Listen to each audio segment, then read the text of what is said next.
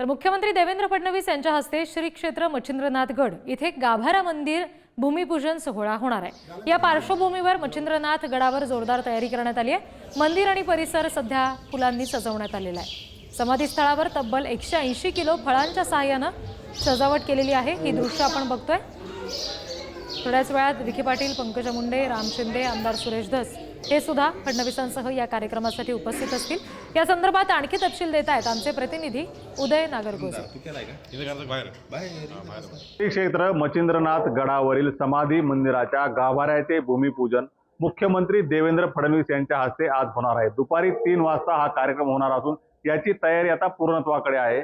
या ठिकाणी आपण पाहू शकतो कशा पद्धतीने मंदिर तसेच समाधीच्या परिसरात सजावट करण्यात आली आहे। समाधीच्या भोवती तब्बल 180 किलो फळांच्या सहाय्याने ही सजावट करण्यात आली आहे। याबरोबरच मंदिर परिसरात आकर्षक अशी फुलांची देखील सजावट करण्यात आली आहे।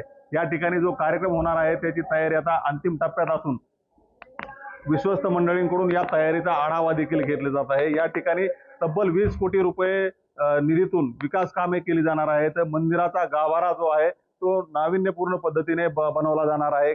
गतवर्षी यात्रेच्या दरम्यान भाविकांची संख्या मोठी असल्याने या ठिकाणी अडचणी निर्माण झाल्या होत्या। त्या अडचणी पाहता आता या ठिकाणी सुधारणा केली जाणार असून दुपारी 3 वाजता मुख्यमंत्री देवेंद्र फडणवीस यांच्या हस्ते हा कार्यक्रम पार पाडणार आहे। यावेळी सभापती राम शिंदे, मंत्री पंकजा मुंडे, मंत्री विखे पाटील तसेच आमदार सुरेश धस हे देखील उपस्थित राहणार असून थोड्याच वेळात या ठिकाणी त्यांचे आगमन देखील होणार आहे। या कार्यक्रमाची तयारी आता पूर्णत्वाकडे असून मुख्यमंत्री या ठिकाणाहून काय मार्गदर्शन करतात हे देखील पाहणं महत्त्वाचं ठरणार आहे। उदय नागरगोजे, पुढारी न्यूज, बीड।